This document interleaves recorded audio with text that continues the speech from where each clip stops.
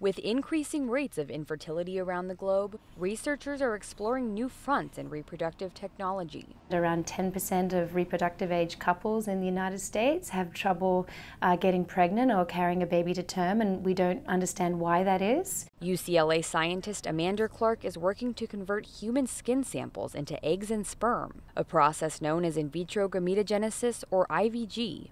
So far, that process has worked only with samples from mice. If the technology is proven to be safe and effective, then I think it should be used in specific cases as a way of being able to overcome infertility. But it may not just address infertility. A prominent biomedical ethics expert predicts that parents could one day have dozens of embryos to choose from with different traits. They'll go to a clinic.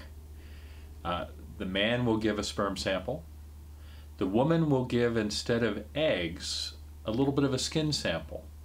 The cells in her skin will be turned into eggs, an unlimited supply of eggs, and then the eggs and sperm will be combined to make embryos. Instead of creating, quote, designer babies through changing an embryo's DNA, known as gene editing, Henry Greeley of Stanford University puts choosing a baby in the parent's hands, deciding which embryo to make into a child based on the genetic analysis. I think that in 20 to 40 years that's going to be widely available.